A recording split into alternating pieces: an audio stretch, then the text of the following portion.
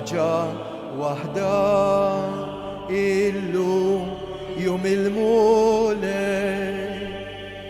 illum jum Alla tana lilu natu kull ġid bħallum fuq mewt setana Kristu ħareġ rebbi. L-isem tal-Missier u tal-Iben u tal-Ispiritu Santu, il-grazzja ta' Sidna Ġesu Kristu, l-imħabba tal-Alla u l-għaqda fl-Ispiritu Santu tkun magħkom il-koll. Mad-dawl tax-xemx ta' jum ġdid, jum il-mulej, illum se nistiednu l-kelma tal-Alla fil-qalb tagħna. Il-laqgħa tagħna ma' Ġesu, issa li tħallna f'dal post għażiż, f'dan is-santwarju, ejjew nidħlu fina nfusna. Importanti ma nibqgħux hemm barra, ma nibqgħux bil-ħsibijiet li telfuna milli jien nipplakja, ninaqat verament ma dak li sejjaħ li hawn ġew. Nofru dan is-sagrifiċċju tal-Qudiesa għal Karmnu, Tonina, il-mejtin tal-familja Spiteri. Niġbru l-intenzjonijiet tagħna. Ħuti, ejjew narfu ħtijietna llum li l-Knisja tfakkar il-konsagrazzjoni tal-Katedral tal-Papa San Ġwan il-Lateran. Nitolbu maħfra minnu biet. Nistqar l-Alla li jista' kollox u li l-kom ħuti li jiena nibt ħafna bil-ħsieb, bil-kliem blemi u billi ħallejt mirjieti. Ħtija tiegħi, bl-akbar ħtija tiegħi. Għalhekk nitlob il-Imqazza Marija dejjem Verġin, l-anġli l-qaddisin kollha u li l-kom ħuti jitolbu għalija il-mulej Alla tagħna. Iħenna lina Alla li jista' kollox, jaħfrilna dnubietna, iwassalna fil-ħajja ta' dejjem. Mulej ħnina, Kristu ħnina, mulej ħnina, glorja l-Alla fl-oli tas-smewiet, paċi fl-art il-bnedmin ta' rida tajba, infaħruk, imberkuk, nadurawk, natuk ġieb, irodulek ħajr għal-glorja kbira tiegħek. Mulej Alla u Sultan tas-sema, Alla Missier li tista' kollox, mulej Iben waħdini Ġesu Kristu, mulej ħaruf tal-Alla bin il-Missier, int li tneħħi d-nubiet ta' dinja ħenna għalina, int li tneħħi d-nubiet ta' dinja il-qatt tal-qalb tagħna, int li qiegħed fuq il-lemin tal-Missier ħenna għalina, għax inti waħdek qaddiż, inti waħdek mulej, int waħdek l-għoli Ġesu Kristu ma l-Ispiritu Santu fil-glorja tal-Missier Alla. Amen. Nfakkarkom li hemm saċerdot fil-Knisja disponibbli għal qrar, l-aktar dawk li ġew anke minn Malta biex illum jirbħu l-indulġenza tal-ġublew fil-ftit ġimgħat li baqalna. Fil-Knisja din in-naħa hemm saċerdot disponibbli għal qrar. Nitolbu. U Alla, inti ta' kull sena tfakkar fil-jum tal-konsagrazzjoni ta' dat-tempju qaddis, isma' t-talb li qed nagħmlulek. Atina li naqduk b'qalb sinċira, bibnek Ġesu Kristu Sidna li hu Alla, u li miegħek jgħix u jisaltan flimkien mal-Ispiritu Santu għal dejjem ta' dejjem. Amen.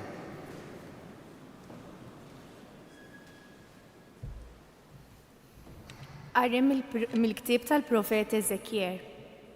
F'dak iż-żmien l-anġlu ħadni lura ħdejn il-bib tas-santwarju u wara kien hemm l-ilma ħireġ minn taħt l-adba tas-santwarju lejn il-lvant, għax is-santwarju kien iħares lejn il-lvant.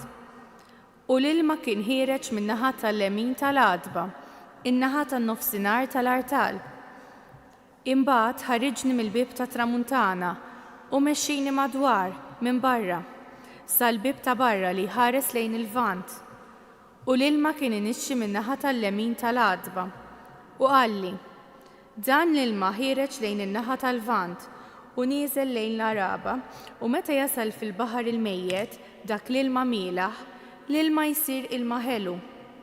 u jiġri li kull fejn tgħaddi dik ix-xmara, kull ħaġa li titċaqlaq tgħix u jkun hemm kotra kbira ta' ħut, għax minn kull fejn jgħaddi dak l-ilma jitjieb u jkun hemm il-ħajja minn kull fejn tgħaddi xmara. Fuq iż-żewġ tixtut ta' xmara jikbru siġar ta' kull ġens ta' frott. Il-weraq tagħhom ma jitbilx, il-frott tagħhom ma jonqos.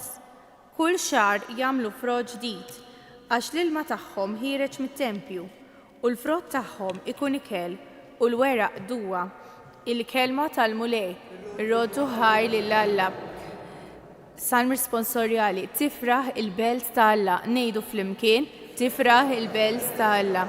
Kienu qawwa u Alla lina, għajnuna kbira, sibnieh fidwejja, għalhekk ma nibżawx jekk l-art titriet, jew iġġarfu il-muntanji f'nofs ta' baħar, ngħidu flimkien, tifraħ il-belt ta' Alla.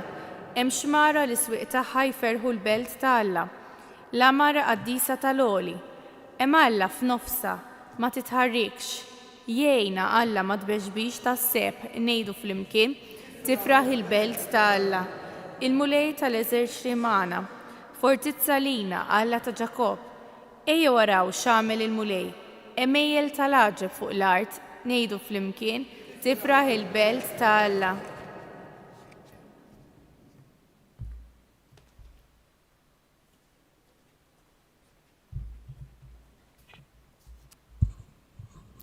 Qari mill-ewwel ittra ta' San Pawlu Apostlu lil-Korintin. Ħuti, intom il-bini ta' Alla. Skont il-grazzja li tani Alla bħala bennej għaqli, jiena qed il-pedament.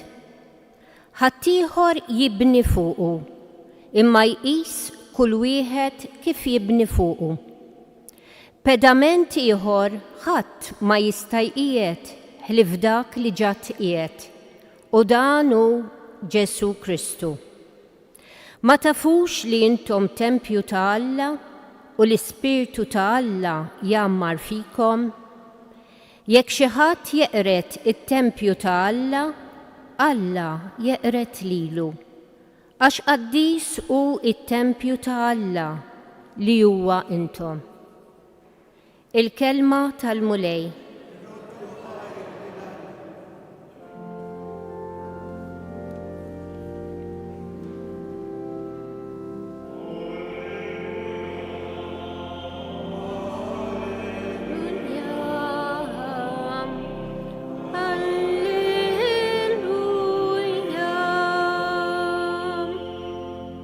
Għażilt u qaddist din id-dar jgħid il-mulej biex ismi ikun fiha għal dejjem.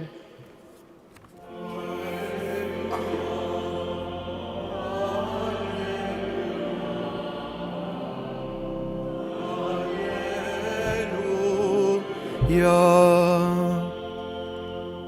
il-mulej ma'kom. Qarim il-Vanġelu skont San Ġwan. Kien qorob lejt tal-Lut u Ġesu tela Ġerusalem. Fit-tempju sab min kien qed ibih barrin, naċ, ħamiem u min kien qiegħed bil-qiegħda jsarraf il-flus. Għamel sawt mill-ħbula u keċċihom il-koll il-barra mit-tempju bin-naċ u l-barrin tagħhom. Xerret il-flus ta' dawk li kienu qed isarfu qalbilhom li mwejjed. U l-bejjija tal-ħamiem qalilhom warbu dawn minn hawn. U dar missieri tagħmluhiex dar tan-negozju. Id-dixxipli ftakru f'dak li kien hemm miktub fl-Iskrittura il-ħeġġa għal darek fnitni. Imbagħad il-Lut qabdu qalulu: u x'sinjal se turina int ħalli tkun tista' tagħmel dan? Ġesu weġibhom: ħottu dan it-tempju. Fit-tliet ijiem jien nerġa' ntellu.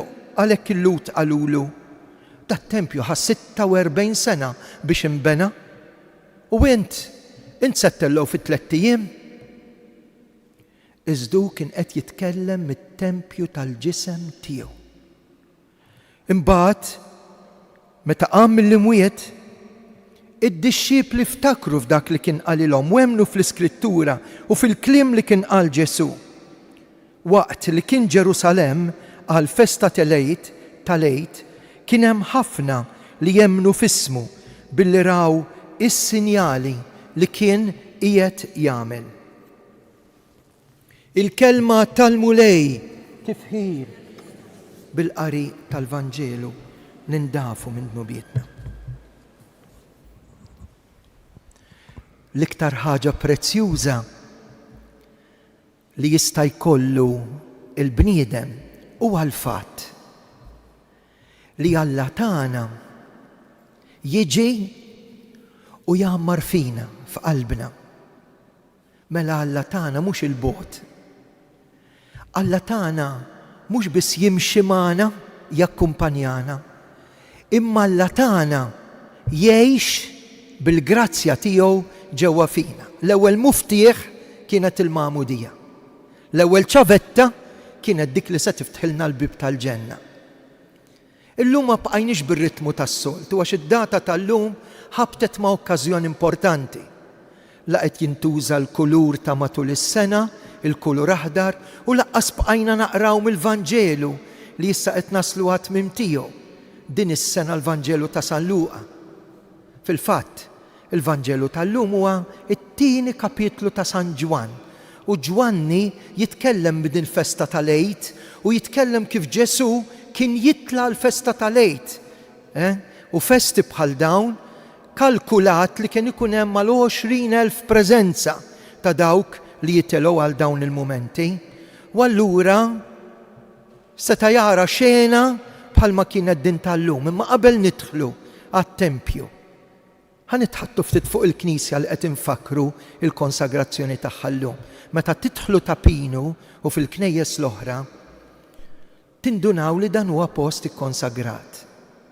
U mal-kolonni tal-Knisja jkun hemm 12 salib li jfakru illi dawn il-kolonni qed iżommu t-tagħlim ta' 12 l-Apostlu.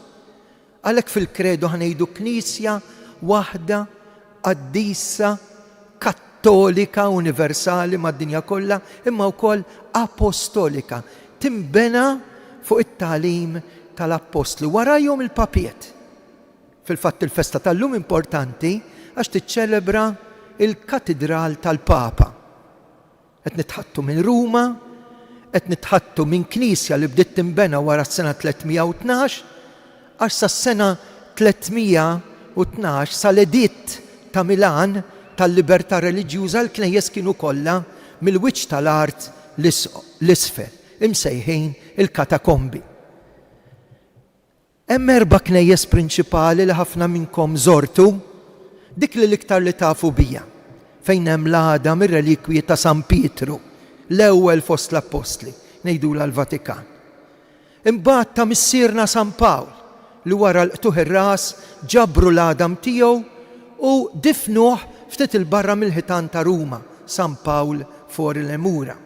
Imbagħad il-Knisja li għandha l-iktar devozzjoni lejn il-Madonna fuq in-naħa tagħna. Jiġifieri dik ta' Santa Marja Maġġore fejn il-Papa Franġisku rid joħroġ mill-Vatikan u xtaq li jindifen hemmhekk. U jibqa' waħda li hija l-Katedral tal-Papa San Giovanni in Laterano, iż-żona fejn inbniet din il-Knisja. Interessanti li hemmhekk hemm siġġu, siġġu illi juri s-siġġu tat-tagħlim, il-kattedra, kattedra mnen nallem, mnen immexxi, mnen nagħti t-tagħlim, u allura f'kull djoċesi għawdex għandu daqshekk parroċċi imma katedral wieħed, il-Knisja kattedrali, fejn hemm is-siġġu jew it-tron mnejn l-isqof tagħna mingħajr ma jintrabat, huwa biss figura simbolika, il-Papa jmur mad-dinja kollha iwassal it-tagħlim. Imma mingħajr ma nintrabtu ma' da simbolu tas-siġġu, aħna maqudin mat-tagħlim għażiż li sal-lum dak li bdew 12 l-Apostlu fuq il-pedament li Kristu qed jagħmlu l-Papa. Ħammorru bil-mod il-mod. L-idea tat-tempju, minn aħna tħallna fi spazju qaddis. Imma biex ikun qaddis dal-post, l-iktar ħaġa qaddisa li trid tkun hawn ġewwa. L-ewwel qari tawunna profeta. Mill-ktib ta' profeta mill-kbar, Ezekiel. U għandu din l-idea ta' santwarju. Is-santwarju li minnu bida ħireġ l-ilma. Saħan sitra minn taħt l-adba tal-bib il-kbir. Interessanti li dal-ilma baqa ħireġ u kien ilma nadif jgħix fih il-ħut u fuq iż-żewġ naħat ta' xmara kien hemm siġar. U s-siġar ma kienux ma jagħtux frott, kienu jagħtu l-frott. U kull ħaġa kienet tintuża saħansitra il-weraq tas-siġar jintuża bħala duwa. Għaliex did-deskrizzjoni tal-profeta? Għaliex? Għaliex dal-ilma joħroġ minn dal-post biex lili u lilek jatina l-ħajja. Xi tkun ir-raba tagħna mingħajr xita? Kif tagħmel ħasla ħwejjeġ mingħajr ilma?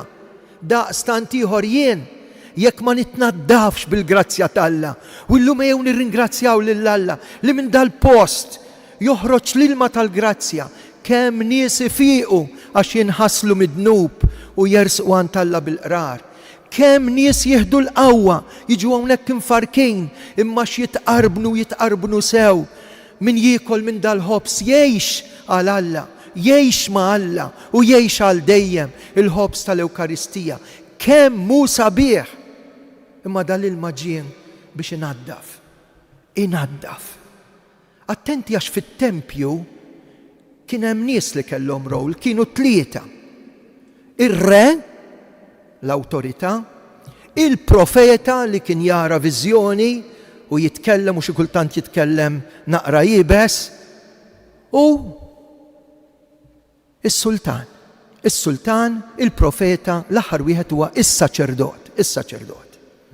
Is-saċerdoti kienu joqogħdu attenti illi kollox ikun qed isejr u l-bejħ tal-ħrief u l-gidien għas-sagrifiċċju, it-tisrif, dak rid isejr biex joffru s-sagrifiċċju.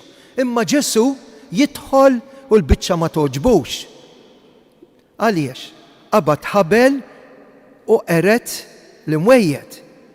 Jiġifieri hija waħda mill-ftit ċeni fejn Ġesu hawnhekk qed jidħol mhux bħala l-awtorità ir-re. Laqas bħala dawk li joqogħdu attenti għal kult. X'qed jiġri fit-tempju, imma jidħol bħala profeta. Natfu. L-ilma li naddaf. L-ilma li ġeddet. Naddaf.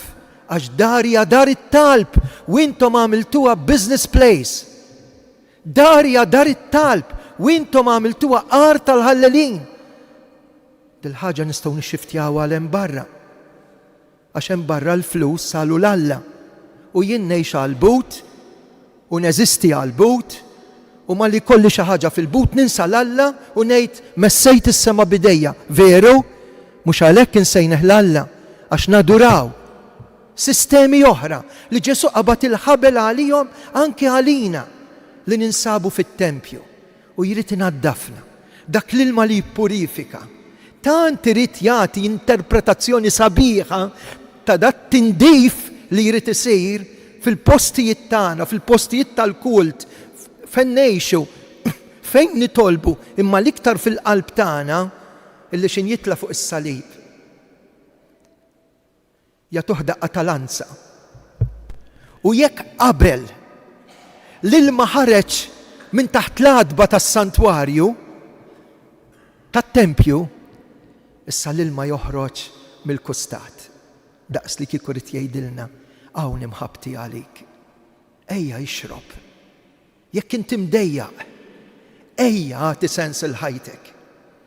Jekk int qtajt qalbek u qed tgħix f'kultura ta' mewt u inti qed agonija, qed tmut, ejja u ixrob minn dal-ilma tal-ħajja. Jekk int qtajt qalbek mill-ħnina tal-Alla, erġa' du is-sagramenti. L-aktar is-sagrament tal-fejqan, is-sagrament tal-qrar. Ejja u jingħaqad miegħi fit-talb u t-talb li nagħmlu fil-knejjes għandna nagħmluh sewwa. Maħniex it-tempji tagħna araw kif nilbsu. Illum it-tieġ nilbsu kif irridu. Illum nagħmlu li rridu. Il-mobile, il-post tal-mod kif ma nikkonċentrawx biex jien nitlob id-dar jew nitlob riplartal. Interessanti kif aħna ninżlu għar kubtejna u nagħmlu ringrazzjament. nitlob mal-oħrajn, nitqarben kif għandi nitqarben. U meta nitlob, partikolarment f'tapinu u dik il-partija prezzjuża, jiena nidħol verament faqda malla. Ħanispiċċa. Billi qegħdin fix-xahar ta' Novembru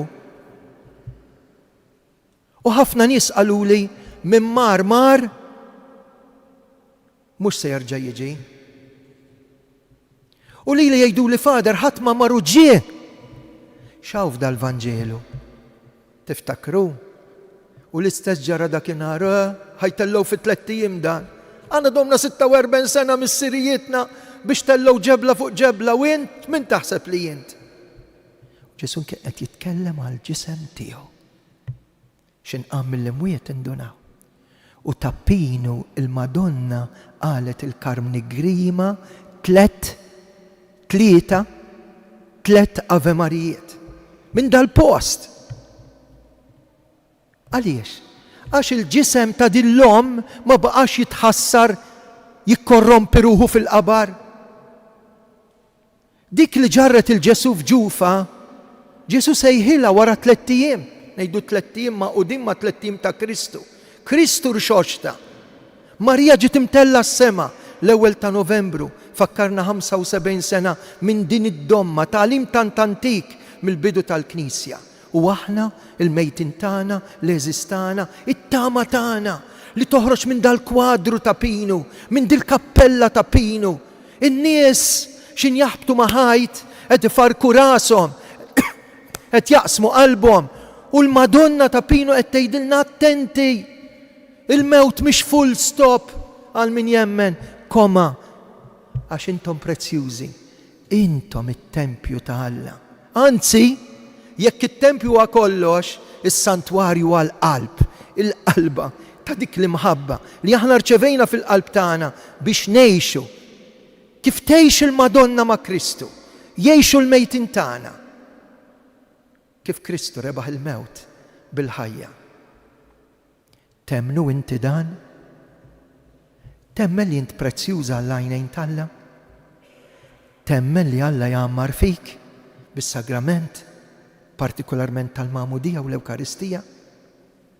Temnu inti dan?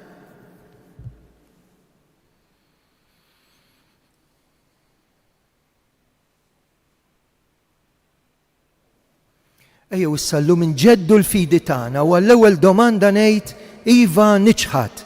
Tiġħduh lix-xitan iva. Għal 3 darbiet iva nemmen. Temnu intom falla l-missier li jista' kollox illi ħalaq is-sema u l-art iva. U temnu f'Ġesu Kristu ibnu l-waħdini u sidna li twilet minn Marja Verġini bata mietu difnuh qam minn bejn l-imwiet u jgħat fin-naħa tal-lemin ta' Alla iva. U temnu fl-Ispirtu Santu l-Knisja mqazza u Kattolika, ix-xirka tal-qaddisin, il-maħfra tad-dnubiet, il-qawma mill-imwiet u l-ħajja ta' dejjem iva nemmen. Din il-fidi tagħna li aħna niftaħru li nistqarru. Issa f'dan il-post qaddis, issa li Ġesu kellem il-qalbna nitolbu l-Ispirtu Santu.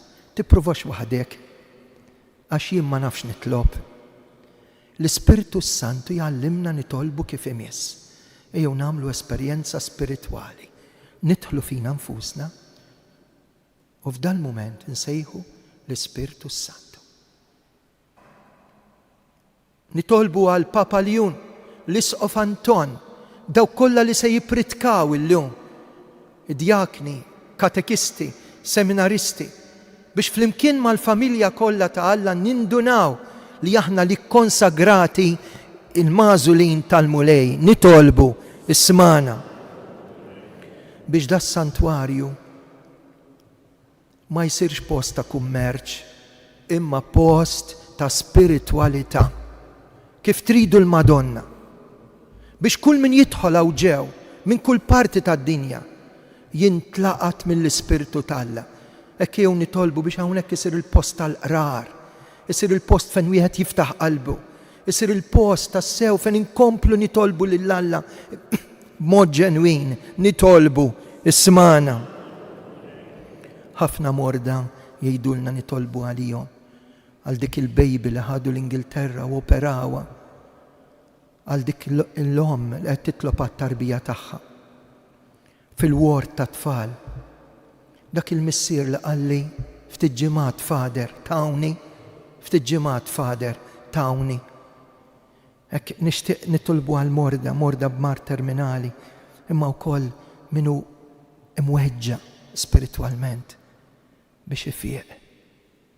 Nitolbu għal min ma qalax il-grazzja aw ġew. Nitolbu għal dik il-mara li tixtieq wilt, għal ma qed ibati għax salbuh jew perseguitawh. Hekk irresqu t-talb tagħna minn idejn il-Madonna ta' Pinu għalikom li qed issemgħuna tisteguna mid-dar u għal kull min hawn preżenti waqt li ngħidula Qaddisa Marija Umm Alla.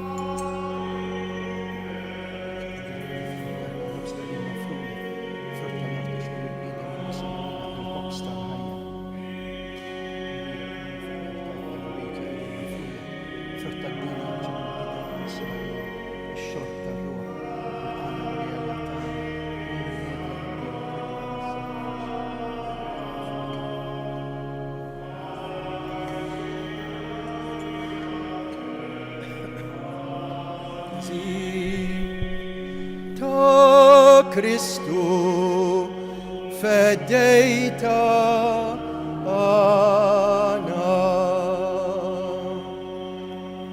It-tolbu ħuti biex is-sagrifiċċju tiegħi u tagħkom ikun joġob l-Alla l-Missier li jista' kollox.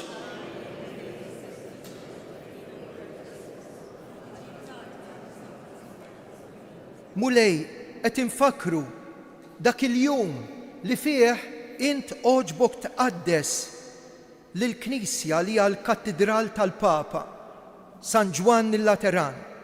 Għamel li aħna stess nkunu offerta li tibqa' toġbok bi Kristu Sidna il-mulej magħkom. Nerfgħu qlubna l-fuq. Niżżuħaj lill-mulej Alla tagħna. Sewwa xieraq mulej tajjeb u taġita s-salvazzjoni tagħna li dejjem u kull imkien inroddulek ħajr bi Kristu Sidna. Inti tajtna nibnulek dar illi tidher fejn qatt int ma tieqaf ixxerret il-grazzji tiegħek. Tatina ħjiel minn din l-art tal-familja tiegħek fis-sema. Għalhekk mal-anġlu u l-qaddisin infaħruku bil-qalb intennulek qaddis.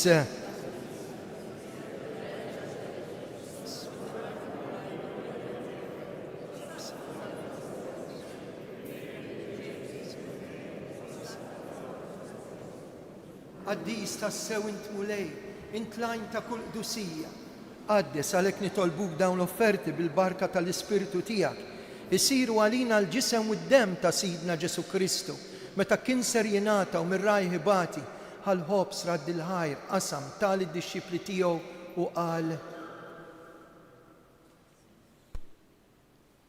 ħudu u kulu l-koll minn dan għax dan huwa ġismi li jingħata għalikom.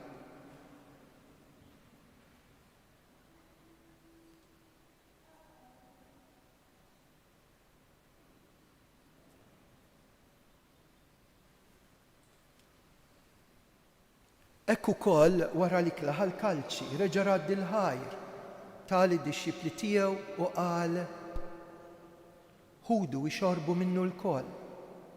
Għax dan huwa il-kalċi ta' demmi tal-patt il-ġdid li jibqa' dejjem id-demm li jixxerret għalikom għall-bnedmin kollha għall-maħfra ta' dnubiet.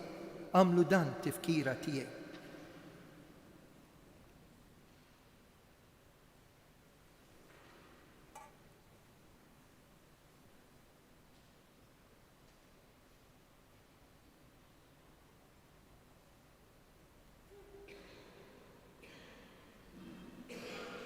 Dan hu il-misteru tal-fidi inħabru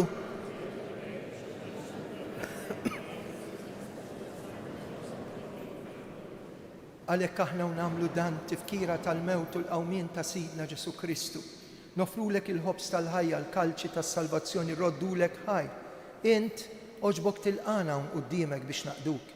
Miċ-ċokontana qed nitolbu biex l-Ispirtu Santu jaqgħadna ġisem wieħed lilna li nieħdu sehem il-ġisem mid-demm ta' Kristu. Mulej iftakar fil-Knisja tiegħek imxerda mad-dinja kollha. Wettaqa fl-imħabba flimkien mal-Papaljun, l-isqof tagħna Anton, il-ministri tiegħek kollha. Iftakar fil-qaddejja tiegħek Karmnu, Tonina, il-mejtin tal-familja Spiteri. Ejjew nitolbu issa għall-eżistana mejtin. Iftakar fil-mejtin kollha u daħħalhom quddiemek fid-dawl tas-sebħ tiegħek. Ħenna għalina il-koll nitolbuk, għati lilna wkoll il-wirt tal-ħajja ta' dejjem mal-Verġni Mqazzom Malla Marija, San Giuseppe, San Ġwann u l-qaddisin kollha li jgħixu fil-ħbiberja tiegħek sa mill-bidu tad-din jagħmel li magħhom infaħruk insebħuk b'Ġesu Kristu ibnek. Bi Kristu ma' Kristu u fi Kristu jingħata lilek Alla missier li tista' kollox flimkien mal-Ispirtu Santu kull ġieħ kull glorija għal dejjem ta' dejjem. Amen. Ħbibti hawnhekk għandna l-Ġesu, mhux mejjed, Ġesu ħaj fl-Ewkaristija. Nagħmlu l-qalb, intennu t-talba tas-salvazzjoni tagħna, missierna.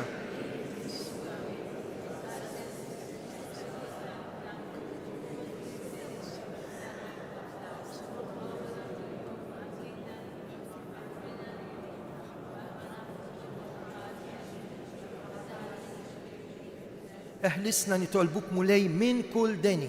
Għatina fit-tiba l-ħina tiegħek il-paċi fi żmienna, hekk inkunu ħilsa dejjem midnub imħarsa minn kull xorta ta' nkwiet, aħna nistennew nittamaw lejna u l-miġja tas-Salvatur tagħna Ġesu Kristu. Mulej Ġesu li qed l-apostli tiegħek inħallilkom islim, nagħtikom islim tiegħi. Tħarix lejn dnubietna. Ħares lejn il-fidi tal-Knisja tiegħek għatija slim laqda li intrid fija, int li tgħix fis-saltan għal dejjem ta' dejjem. Paċi tal-mulej tkun dejjem magħkom. Għatu l-paċi il-xulxejn. Ħaruf Talla li tneħħi dnubiet ta' dinja ħenna għalina. Ħaruf Talla li tneħħi dnubiet ta' dinja ħenna għalina. Ħaruf Talla li tneħħi dnubiet ta' dinja stawti. Danu il-ħaruf Talla, danu li jneħħi dnubiet tad-dinja. Ħenjin dawk li huma mistiedna għal dilikla tal-ħaruf mulej.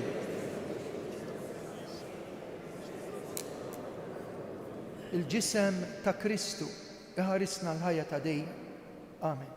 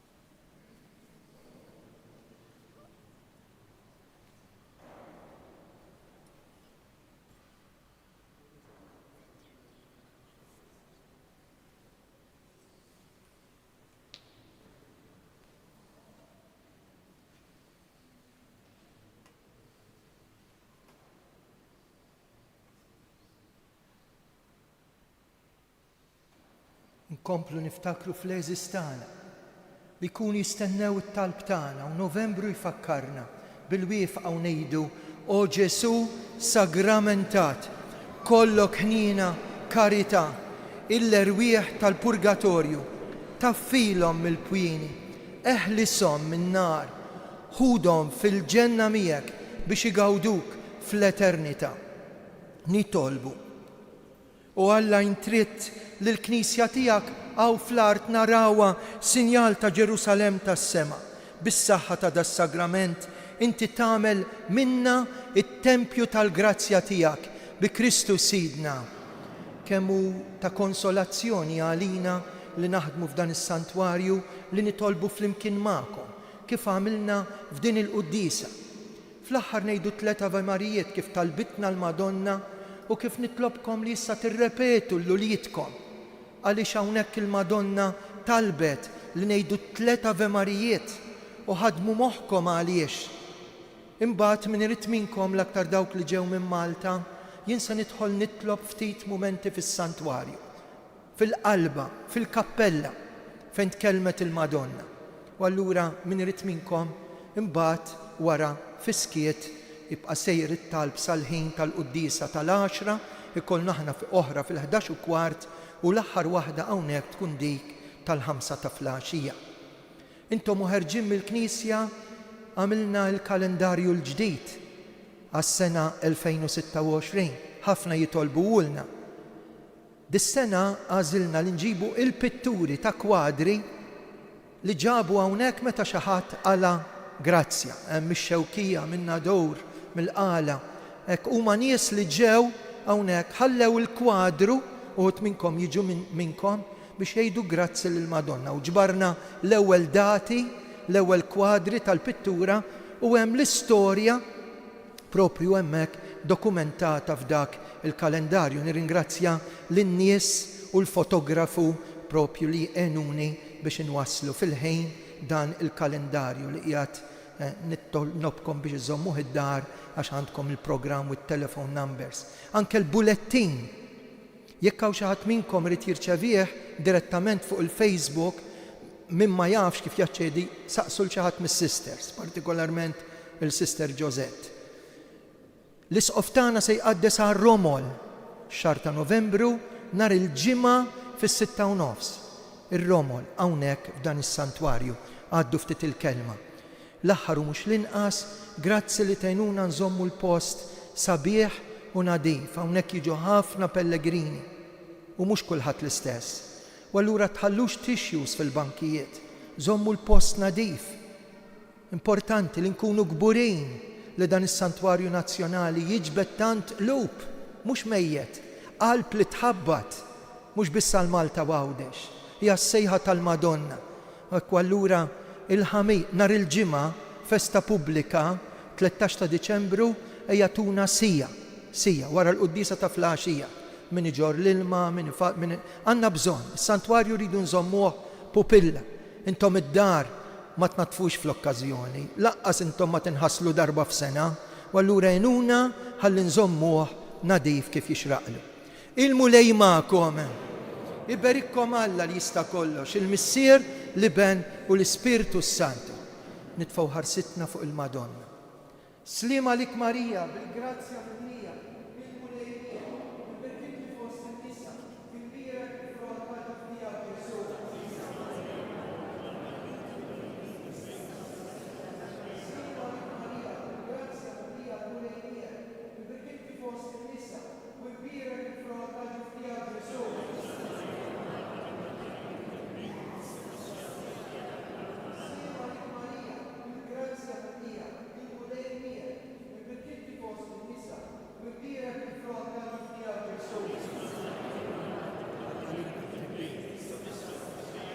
Ejja nsellmula flimkien, Madonna ta' Pino, Sultana tal-familja, ħarstek fuqna dejjem żomm, il-ħadd ittajjeb il-kulħadd. Morru fil-paċi ta' Kristu.